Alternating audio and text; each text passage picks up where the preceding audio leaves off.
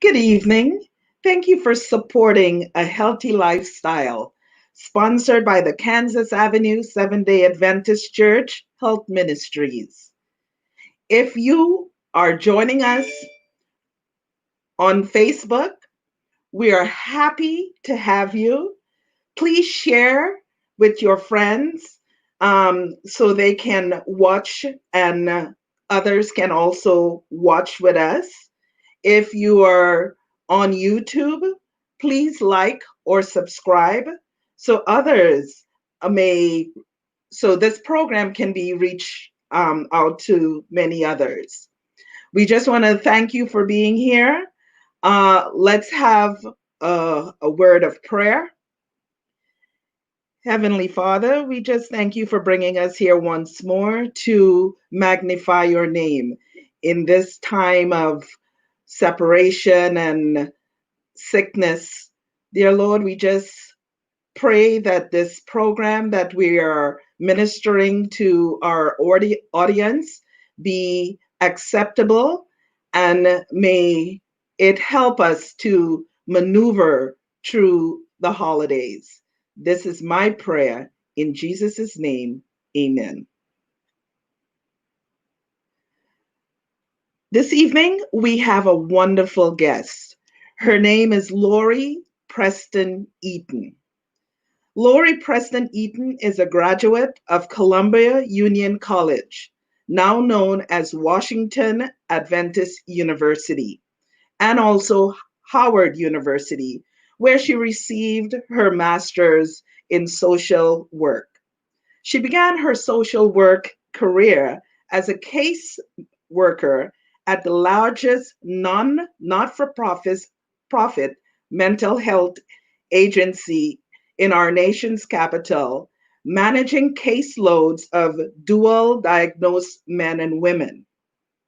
She moved on to provide psychotherapy at a nonprofit community health mental health agency in Washington, D.C. LAURI is currently employed as the senior on-site psychotherapist at the Federal Deposit Insurance Corporation headquarters in Arlington, Virginia, where she has worked since 2004. She is happily married to Dr. Douglas Eaton since 2018 and is the proud bonus mom to Charles and Lauren, who are engaged and newly married, respectively. After this, you will hear no other than LAURI Preston Eaton. Thank you.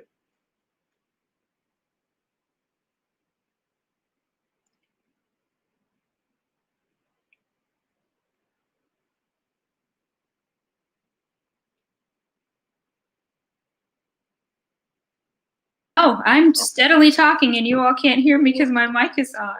I'm so sorry. Let's try that again. Thank you, Janine, for the introduction. You're welcome. And hello to my Kansas Avenue family. Thank you so much for joining me this evening. I'm very pleased to be with you and hope that what I plan to share will be a blessing. I also want to give a special thank you to Nirma Usher and the Health and Temperance Ministries for the invitation to present tonight. We had some technical difficulties earlier, but we're not going to let that get in the way of what I believe the Lord has asked me to share with you tonight. So let's begin. I have quite a bit to share. 2020 has been quite a year, hasn't it? And I think that's actually a gross understatement. I don't believe any of us could have conjured in our imaginations the devastation, disruption, grief, fear, disappointment, and trauma that we've collectively and individually experienced this year.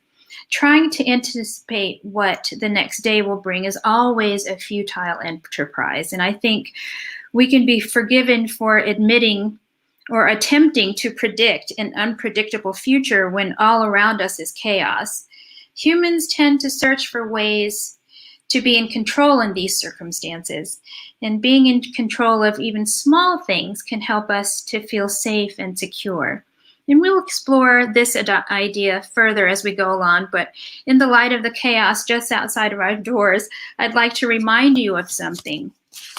As Christians, we have the assurance that Jesus gave his disciples in John 16:33, and that is, "I have said these things to you, that in me you may have peace. In the world you will have tribulation, but take heart, I have overcome the world." And I think it's really important that we strive to remember that God never breaks his promises. He always follows through. He is always reliable and consistent. Still, there are times when our best efforts at trusting and believing fall short. The pandemic is stressful. We can feel overwhelmed, anxious, depressed. We are, after all, living in a sinful world. And because everyone reacts differently to stressful situations, such as an infectious disease outbreak, it is normal to experience a wide range of emotions. Now, I'm going to talk with you about some of the effects of the pandemic. And the ones that I'll share with you are some that you're probably familiar with, especially if you watch or listen to the news. Our country and the world are suffering in a way some of us have never seen before. There is widespread hopelessness, economic uncertainty, job loss, the resultant food insecurity, and housing instability. And these things create a kind of desperation. For the food insecurity, women who had previously spearheaded the organization of food banks and toy drives are now finding that they have to be the recipients of these charities, or their children will go hungry or will not have Christmas this year. Now, one report I saw mentioned food bank workers feeling helpless as they witnessed drivers lined up in their cars having panic attacks, considering their current circumstance. Another effect of the pandemic is the fear of contracting the virus or passing it on to our more vulnerable loved ones. The insidious nature of COVID-19 can render one hypervigilant, which takes up quite a bit of energy, but there is a fear for that, and fear takes energy too. This is just exhausting all of us. The inability to be with sick loved ones in the hospital.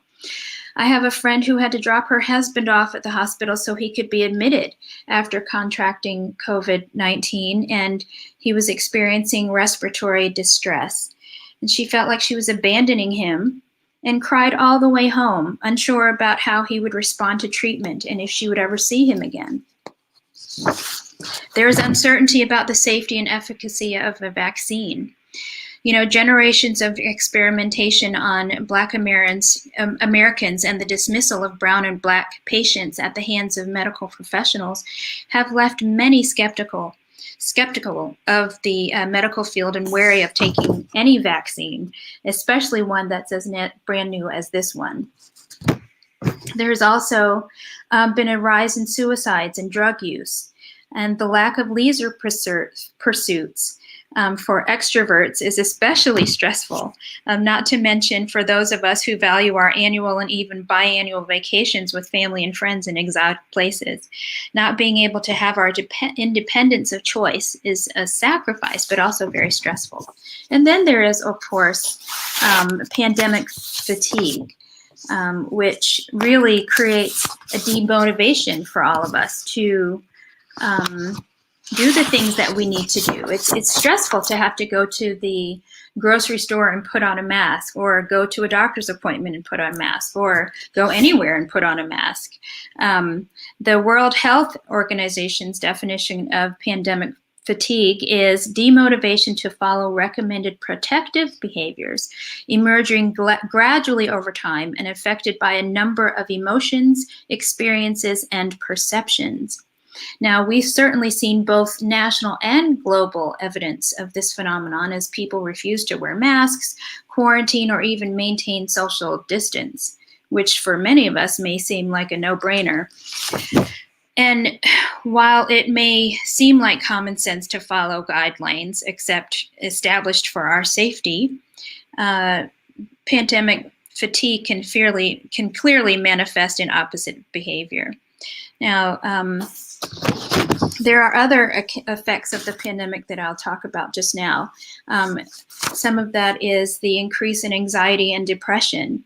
There is a survey that the CDC did that found that 40.9% of 5,470 respondents reported an adverse mental or behavioral health condition, including symptoms of anxiety disorder or depressive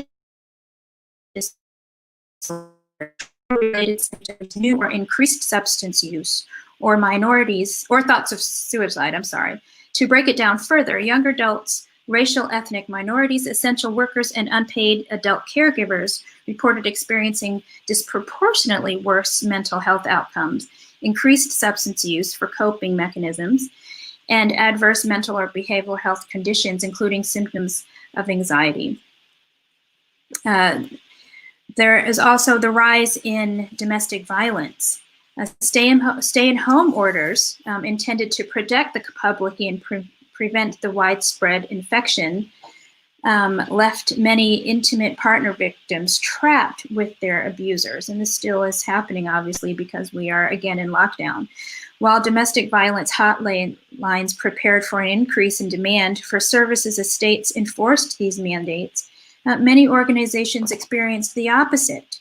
In some reasons, some organizations experienced that their number of calls dropped by more than 50%. However, since the early stages of the pandemic and the lockdowns, studies of COVID-19 in these situations has resulted in a report that there is an increase in intimate partner violence. And the UN Women, which is an organization, has referred to violence against women during COVID-19 as the shadow pandemic, lurking in the background as healthcare systems are drained and shelters are at capacity. This is sounding probably familiar to you. So much is at capacity. Our hospitals are at capacity. Our abilities to maintain our sanity are at capacity. So there are common reactions to the pandemic that many of you may be experiencing. And I'd like, as I go through them briefly, I'd like to remind you that each of us has a unique response to stressors still. So even though you may not be experiencing these reactions, or you may be experiencing one or more of them, it's okay. These are common, and it is absolutely normal for you to have some reaction of this kind, an emotional reaction. There's an increase in anxiety and depression that we've just talked about. There's the boredom, there's the loneliness, the restlessness, the grief, if you've lost someone, or the disappointment, or lost several people, actually, as some folk have, unfortunately, the disappointment of not being able to have a wedding or some other, or graduation, or some other very special event that you would have shared with family and friends in the past. There might be anger because so many things have gone wrong. Perhaps you've lost your job. Perhaps you're trying to figure out how to take care of your children without a job. There's a lot to be concerned about. And so there are 5 ways that I'd like to discuss tonight that should help you to cope during this holiday season. And sadly, our holiday seasons tend to be so much more exciting and more joyful. At least they are for many people. And there are those for whom the holiday season is difficult because it may be a trigger for a memory. Perhaps they lost someone at this time of the year, or perhaps they have experienced some other traumatic event that reminds them that they're reminded of at this time. So I'd like to discuss 5 ways that you can cope in this time that is not a happy time. So number 1 would be to maintain your self-care routines. And what does that mean? Well, Self-care is described as a conscious act that one takes in order to promote their own physical, mental, and emotional health. And I'm going to expand on my 4 points regarding that. And it starts with exercise. Now, I always recommend to my clients that at least 30 minutes of exercise is what they should try to do every day. And even when they are depressed and anxious, I'll say, let's try 3 times a week of doing 30 minutes of exercise and see if that doesn't help. Because there are so many benefits to exercise, and walking is one of the best forms of exercise, especially now that many of us can't get to a gym. Some gyms are open, but many of them are not. Walking is one of the best forms of exercise, and benefits include cardiac health, alleviating depression and reducing fatigue, improving your mood, creating less stress on your joints and reducing pain, helping to prevent weight gain and reducing your risk for cancer and chronic disease. It improves your circulation and your endurance and your posture, and the list can go on and on. And of course, we live in the land of sunshine, so we should take advantage of that, I think. Next, drink water. Adult humans are about 60% water, and our blood is 90% water. Well, why is this important to discuss? Because to function properly, all the cells and organs of the body need water. Muscles, joints, cells, etc. While there is no universally agreed upon quantity of water that must be consumed daily, I like to use a formula I found a few years ago that has worked for me. So you divide your body weight in half, and say you're, 140 pounds. So then that number, the answer is how many ounces you need to drink a day to keep from being dehydrated. And even mild dehydration can slow down your metabolism. And I'm pretty sure some people didn't know that. We tend to think of water as a great way to kind of staunch our appetite or to keep our skin clear, but we don't often think of it slowing down our metabolism if we don't have enough of it. Mild dehydration can also cause headaches, lethargy, brain fog, and constipation. None of those are fun. And it's difficult to maintain a positive outlook with these obstacles standing in the way. The next thing that I would suggest to do with self-care, maintaining that, is to eat healthy foods. Eating a large variety of vegetables and fruit is one of the most important diet habits. Choose protein-rich foods like broccoli and cauliflower, peas or sun-dried tomatoes, and nuts and beans. And I would encourage you to eat whole grains and limit your processed foods and refined sugars. And remember, frozen vegetables and fruits are as healthy as fresh. And I know that grocery shopping is a whole adventure these days. So sometimes it can be easier to get those frozen vegetables and fruits and keep those in the freezer and not have to go for the fresh things. And you're still getting the benefit of those nutrients. Getting enough sleep. This is a big one because insufficient sleep can cause sleep deprivation, which makes us moody and irritable, and it impairs brain functions such as memory and decision making. Now, most importantly in this season, sleep improves the functioning of our immune system and makes us better equipped to ward off infection. That's so very important to consider. Now, some of you may be asking, but what if I can't sleep?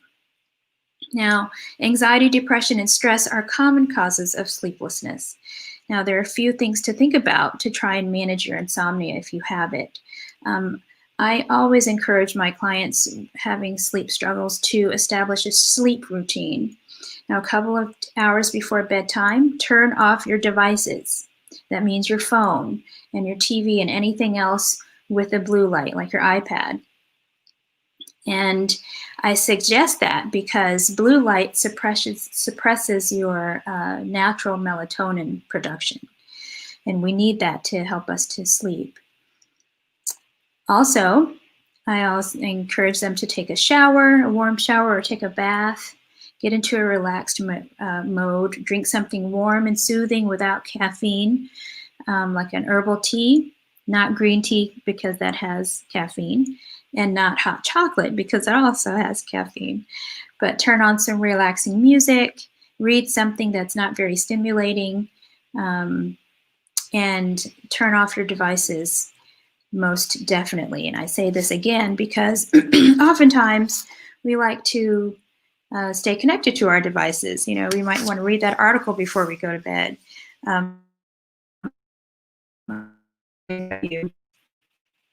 But we also want to send that last email or send that text. But if you're trying to get to sleep at night, turning off those devices a couple of hours before you go to sleep is the best way to begin to establish that routine. You'd also want to consider your daytime habits. Some of the things that you're doing to cope with insomnia may actually be making the problem worse. Perhaps you've started using sleeping pills or taking some Benadryl or something to help you to sleep. And that can disrupt your sleep even more over the long term. Or maybe you drink coffee during the day. And that makes it harder to fall asleep later. When I used to drink coffee, if I drank any after 12 noon, then I would be awake for at least an hour before I was supposed to be sleeping. It took me a long time to get to sleep. Other daytime habits that can negatively impact your ability to sleep at night include having an irregular sleep schedule, napping a lot, and that means perhaps more than 2 or 3 hours of the day. And during this time of quarantine, it's hard to not nap because what else are we doing if we're not working from home? And, you know, our beds are around the corner. So that it's kind of hard not to nap. But if you're going to take a nap throughout the day, then make sure it's before 5 o'clock and it's not for any longer than maybe 30 minutes. Eating sugary foods or heavy meals too close to your bedtime and not getting enough exercise or exercising too late in the day can also prevent you to sleep. Identifying an underlying mental health or physical issue might also be a helpful thing if you're having problems with insomnia. Talk with your doctor and try to identify what that might be. Lastly, keep a sleep diary. You know, that can help to pinpoint habits and behaviors contributing to your insomnia. Okay, so next in my cache of tools to help you cope, set boundaries that are healthy for you. Now, why are boundaries important during a pandemic? Well, people have different ideas about what's necessary to be smart and safe. And this is a great time to decide how you're going to implement your preferences as individuals and as families. Now, I'm not advocating living in fear, but it's wise to create a plan prior to situations that you may encounter. Even though it isn't always fun to set boundaries and stick by them, especially if we're not comfortable saying no, I do like how therapist Lisa Oliveira puts it. Setting boundaries is an act of love toward yourself and an act of respect toward others. And here are some ways that have worked for me when I've set boundaries. For example, you could say something like, I understand that you would like us to come over for dinner, but unfortunately, that's not an option. I understand if this is disappointing for you. Or, while I'd love to see you while you're in town, we'll need to socially distance and stand on my porch and wear masks because I'm not comfortable going out. Now, when we're able to clearly communicate our boundaries, we improve our self-esteem, we conserve our emotional energy, we decrease resentment, and we lessen confusion about what we are willing and unwilling to do and or tolerate. And I like to encourage people to practice how they will communicate their boundaries.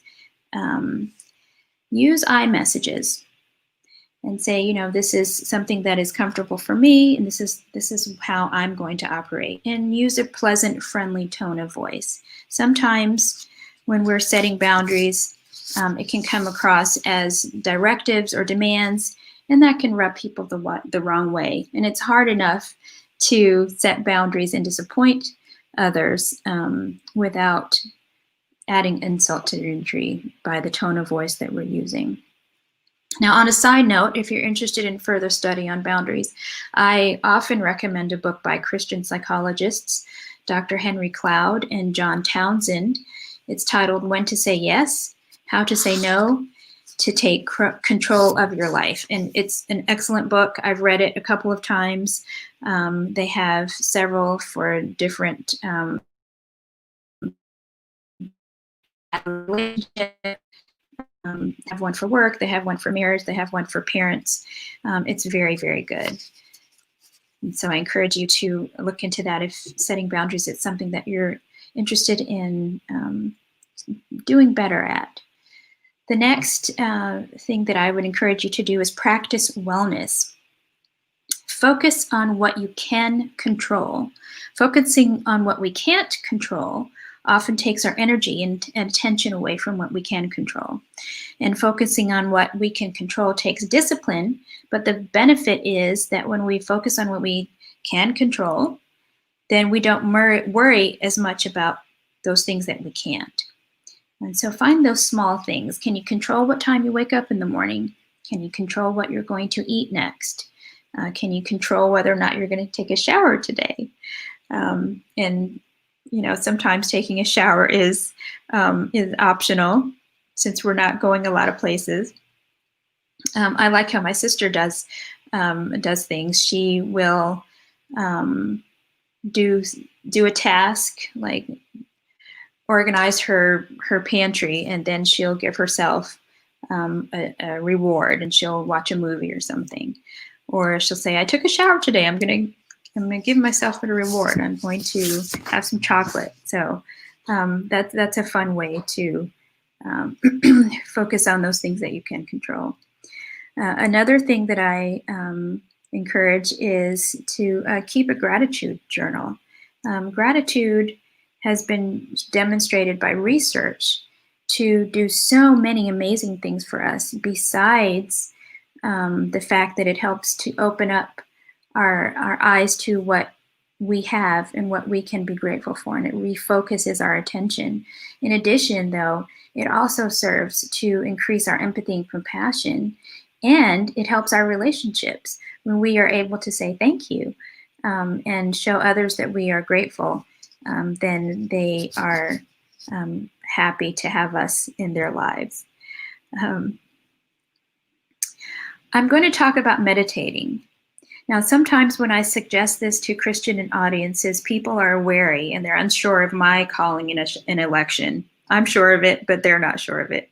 I share with them, though, that the Bible mentions meditation or meditate 23 times and 19 times in the book of Psalms alone. Now, the question at this point for many people is, but isn't that New Age? Well, no, not if you are meditating on scripture or an inspirational devotional thought. And I also find that folk often don't know how to meditate, and it's easier than you might think. So pick an uplifting Bible verse, passage, or song lyric. Now, I love to use Psalm 23 and pretty much any hymn except There Were 99 and Jesus Calling. And that's kind of the range of things that I pick from. I sit in a quiet place with nature sounds in my ears. And as I read, I breathe slowly. I breathe in through my nose and out through my mouth. And that's it. You can do that for about 5 minutes. I also use 2 Christian meditation apps, Soul Time and Abide, like Abide with Me. And those 2 apps, Soul Time especially, got me through the early part of my illness when I was afraid to go to sleep at night.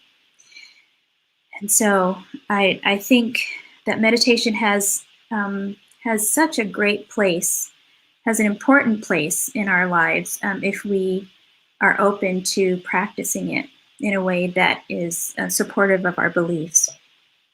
Now, in addition to what I've shared with you, studies show that meditation has many benefits. My favorite is that it helps to control anxiety, especially the breathing part, because that's, in effect, relaxation breathing, which is very helpful for reducing anxiety. Another thing that I would encourage in terms of practicing wellness is to listen to music that uplifts your spirits. We are learning so much about how music impacts our brains. Research has shown that listening to music can reduce anxiety, reduce blood pressure and pain, as well as improve sleep quality, mood, mental alertness, and our memory. So find some inspirational I have an inspirational playlist that I've called Healing, and it has a lot of gospel songs that are talking about healing, thanking God for healing, and many times I have used that to encourage myself. And music doesn't always have to be, doesn't have to be slow and relaxing. It can also be exciting and up-tempo. And listening to that kind of music always makes me want to dance. And this is a fun way to raise your heart rate, to get those endorphins bumping and pumping, and put a smile on your face. Sometimes here around the house, Doug and I will do a little shimmy and we'll laugh at each other. And it's a great way to raise our spirits in that moment. It's a shared moment. And this is especially fun with children, and they'll make you do the next thing on the list, which is to laugh. Now, the things that I'm sharing with you are not hard things, but they're often things that we don't consider in the darkness of the time that we're in. But laughter is such an important thing, and the Bible says the laughter is like a good medicine. Now, the NIH did a study that concludes that laughter decreases serum levels of cortisol, epinephrine, growth hormone, and a major dopamine catabolite. I think I said that right, indicating a reversal of the stress response. So basically, what that says is that it is lowering our body's stress response. And when our bodies don't have an opportunity to get rid of stress, then it builds and it creates a psychosomatic issue for us, meaning that we can become depressed and further anxious, and we can have body aches and pains that we're not sure the root of. And laughter can also alter your dopamine and serotonin activity. And dopamine is a type of neurotransmitter that your body makes and your nervous system uses to send messages between nerve cells. And it plays a role in how we feel pleasure. And laughter also secretes endorphins. And if you're a runner, then you'll know that the runner's high is that release of endorphins that you get when you've been running for a while and you feel like you can't go anymore, and all of a sudden you get your second wind. And laughter can do that. There's such a thing as called laughter yoga. And I thought it was the funniest thing. I didn't think it was real when I first heard about it. But literally you go into a room with your yoga instructor, and you stand about, you do some initial stretches, and then someone starts laughing and you all begin to laugh along. Initially, it sounds strange and it feels strange because you're forcing the laughter, but after about 5 minutes, you begin to laugh heartily and authentically, and you get the benefits of laughter that I just shared with you. And it's a fantastic thing to do. In addition to that, though, I want to tell you that when you smile, you may have heard this, but when you smile, even if it's a fake smile, you get the same benefits from the fake smile that you would get if you were smiling genuinely. So practice some of those things. there are times when I don't feel like smiling, and I'll smile anyway, and I feel better for it. So those are some things to consider, and I hope all of you go home tonight, or you're already home. I hope all of you can think of a time that you can dance around and laugh in your homes. The fourth way that I have for you to cope with this pandemic during the holidays is to stay connected. And I want to encourage you to reach out to your loved ones. And I've put here via Zoom or Duo or FaceTime or whatever other medium you like. But I think some people are feeling like, oh, another Zoom call? Are you serious?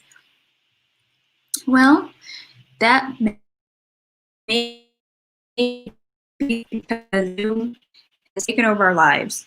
But if you can think of innovative ways to enliven your Zoom calls, then that can be helpful. Maybe you have a regular Zoom call with some loved ones on a regular basis, or maybe you can play games or show a video of family memories or have a costume party. Some of those things can be very fun, and you're all in the privacy of your homes. Wow, those costumes could be kind of crazy if you're not going out anywhere. But that could still be very fun and a way to connect. Under this stay connected is an idea that I read recently, and that's to give some love and show some kindness. I'm sorry, I'm tired and I'm having some trouble talking right now, but I'd like to explain this to you. An unexpected outcome from the pandemic, of course, is this lack of human contact. And that is so fundamental to our emotional and physical well-being. There are some people I know who haven't touched another human being for the last 3 or 4 months, and that's been really difficult. So those of you who are quarantining with other people, consider yourself blessed if it's a safe environment. But not being able to touch people or to gather with people can be especially distressing in this time if you live alone. But this is a great opportunity to be creative in touching others' lives. So perhaps you could consider, who do I need to thank? Maybe you need to send a handwritten thank you card to someone. I love getting those. Those are wonderful. It's so much different than getting junk mail, right? And how many folks can you offer the gift of your undivided time, even if it's via phone? Grief, loss, and trauma have dominated way too much of this year. And perhaps your reaching out and your kindness can be a salve for someone who's hurting. And it could be the beginning of healing for someone else's heart. Okay. Number 5 is to stay connected to the Lord. And this might sound like a no-brainer, but when you think about how constant He is, as I mentioned at the beginning of our presentation, and how He knows and loves us and knows us the best and knows what is best for us and wants only the best for us, then He is the best person to lean on. I've started reading The Desire of Ages lately, and I've been listening to it on Audible. And it's been, the narrator is not the best, but the words are fantastic. And it's helped me to connect in a different way to who the Lord is and His love for us, especially the parts about His sacrifice. And so that's been very important to me. And it can be important for you. We have a different level of time on our hands right now. Maybe more time than we're accustomed to having. We're used to rushing about and having a very busy schedule. And so now we don't have maybe as much of that, or perhaps we are in a situation where we are still working and we have kids at home, and we're trying to do school at home and work at home, and that's stressful. I can only imagine how stressful that is. But finding that quiet time, even if it's early in the morning before everyone else gets up, will be the thing that can fuel your day.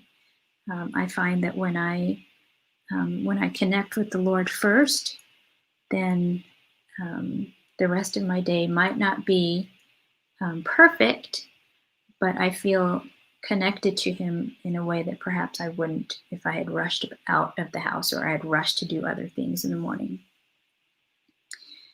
As I wind down, I'd like to also just say, if you are in an abusive situation right now in your home, I know that there are many folk who are victims of intimate partner violence, and unfortunately, because of the lockdowns, folk are not able to reach out and perhaps go to some of the places that they might have gone to, or they don't feel safe to make those phone calls. Just know that that all of the workers who are doing the work for domestic violence victims are aware of the struggles that you are experiencing, and there are ways that you can still get help. And I will be sure to post the crisis number in the church newsletter, in case anyone needs to have that.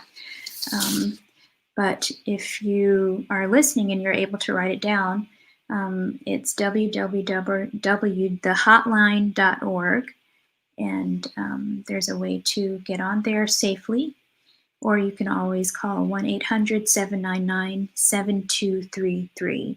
That's 1-800-799-SAFE.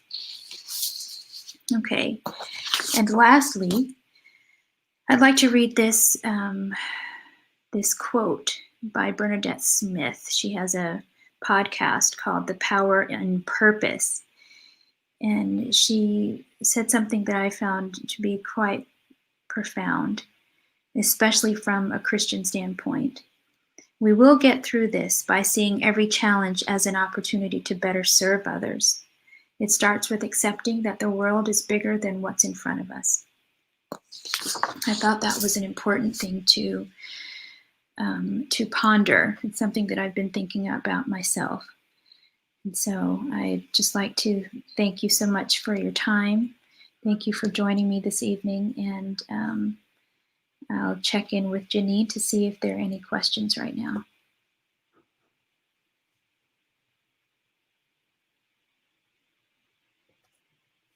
A number of questions.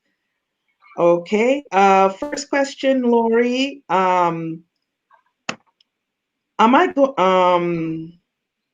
It says, you mentioned inspirational music.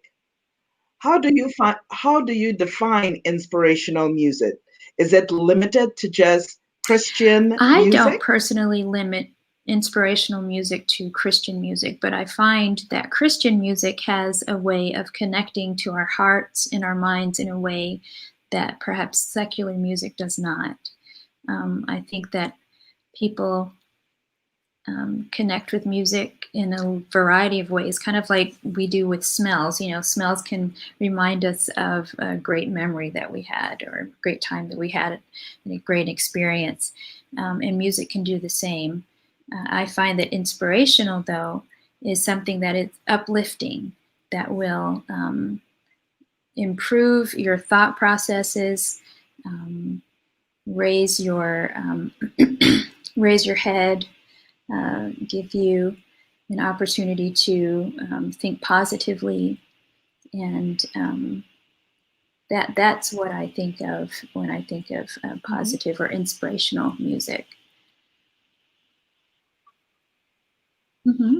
I have another question here. You mentioned Mm-hmm. about extroverts. Now, in this time of a pandemic where you're social isolating and you're social distancing, what uh, techniques or what advice would you Extroverts? have Oh man, for you would ask me that as an extroverts? introvert. Mhm. um, I think extroverts can do. I think first of all, getting their excess energy out is going to be important. Like doing exercise, going outside and running, walking, whatever exercises they can do to get that extra energy out, because they're fueled by connecting with people. Perhaps they can find a safe way to connect with others, to just have a conversation.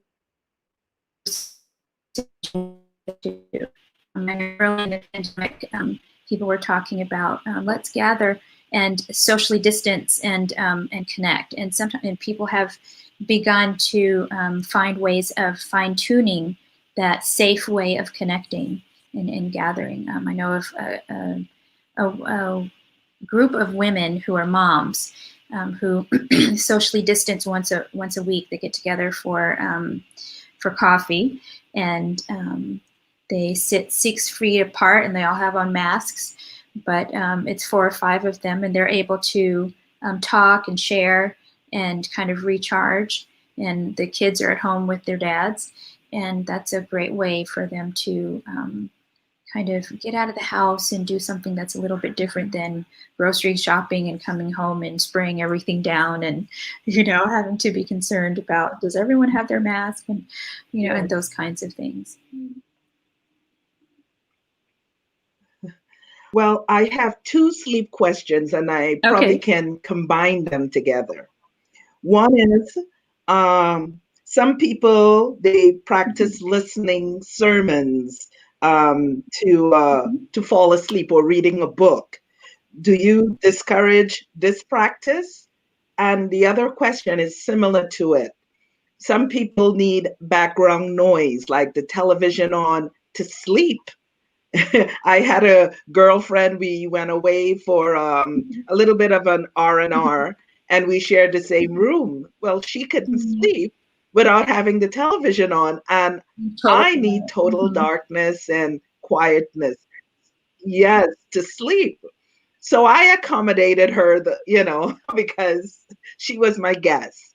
So what do you say for people who have to read, people who have background noises needing to help them sleep? What would you say to those I people? find that I fall asleep very well listening to a book. So that's fine.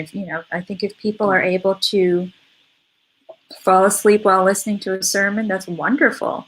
And headphones make that great, because it doesn't disturb my husband, and that's wonderful. Now, the television part, like I mentioned, having the TV on, that blue light is death to your melatonin. So some people may feel like they need the sound of the TV, and maybe they want to turn it down low, but wear an eye mask to cover their eyes so they can have darkness. That might work. And there was something else that you asked. You asked about the Background noise. Did you background talk noise. about Yes. that? Yeah. Nature sounds can also help for that. There are a couple of apps that I use that provide all manner of rain sounds and storm sounds and Yes. bird sounds and all of that. And just Yes. find the one that works for you. That's right. That's right. I have a sort of kind of legal question. Okay. I am not an And attorney. I understand, but maybe you may have resources. Okay. Um, I have a friend who has a daughter that works in the medical field. She is one of the frontline workers, and she told me that her daughter told her about having to sit with a patient that is positive COVID-19, and she refused. What resources are there out there for someone who is in this position, don't want to lose their jobs, but want to be on the safe side because this person has a compromised baby. Do you know of any resources that would help someone if the job wants to reprimand her in any way?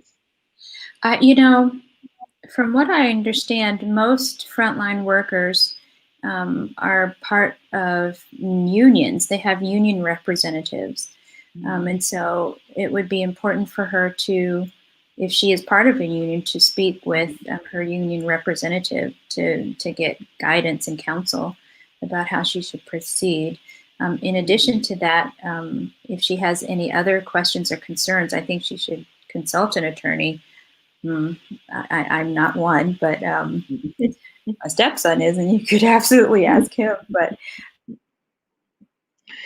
okay, as far as any other information regarding that, I think checking with her union rep or her human resources rep would be great. Yeah.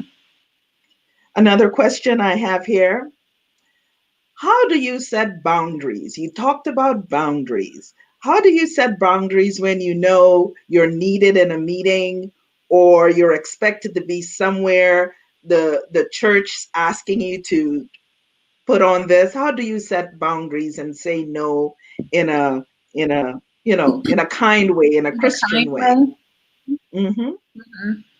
I think what I've learned is to be straightforward with a kindly tone. I will often do the sandwich method, which is you say something positive and then you say the disappointing thing and then you end with something else positive. So you can say, thank you so much for the invitation, but I'm so very sorry I'm not going to be able to participate. I'll be praying for your for the event, and I'm sure I'd love to hear how it goes. Oh, that is beautiful. I need to learn how to do that. It's the sandwich method. A friend of mine and I use that often, and I've shared it with my clients often. But it's a kind way of saying, I'm so sorry I'm not able to do that. And you can always just say, I'm so sorry I'm not able to do that. But I think oftentimes we feel obligated to explain. And something that I learned a long time ago is that no is a complete sentence. However, it can come across as very abrupt and rude if you just say no. So being able to say no in a gracious way is a good way to practice setting boundaries. But I think it's important also to become comfortable with setting boundaries, because like I mentioned, when you set boundaries, there's no resentment from you because you're not feeling like you have to do something that you don't want to do. And other people know what to expect from you because you've been clear. And there are plenty of ways to do that graciously. I have one more question. I think we can take one more question. Okay. This question says, I have elderly neighbors who are scared to go out and walk. Yeah. What can I tell my neighbors?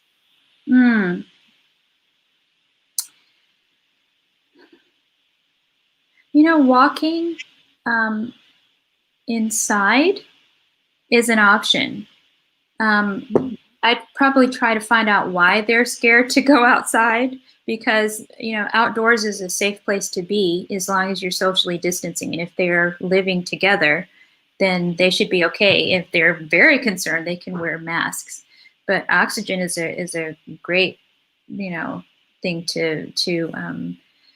to be in instead of a damp or closed place like a house, unless they have their windows open. So they can walk inside. Sometimes, like in here, if it's like we had rain a couple of weeks ago, I think it was some time ago, and Doug was in here and he was walking through the house. He just walked a circuit in the house, and he he gets, he went kind of fast. He picked up some speed there, and he did that for about 15, 20 minutes, and that was a good way for him to get his heart rate up without having to go outside. I don't know what size their house is, but being able to walk from room to room for about 15, 20 minutes is something that they can do. But I think being able to walk outside with a mask on, even if it's for 15 minutes, shouldn't be bad. And I would encourage them to talk with their doctor, to ask their doctor's advice about what he or she thinks they can do to get some good exercise. Very good. Well, LAURI, Preston EATON, the health ministries, thank you for sharing your knowledge in navigating the holidays. We're glad to have you and for you to share this beautiful knowledge with us. Thank you. No, thank you so much for having me. It's been my pleasure. No problem. Well, the health ministries of Kansas Avenue, next year, we're going to continue doing our presentations, our little mini presentations on our health seminars. It's going to be held every second and fourth Thursday, every second and fourth Thursday at 7 p.m. sharp. So come join us and tell your friends to come on Facebook, on YouTube, just subscribe and like us. We want to thank you for everything. Amen. Thank you. Good night.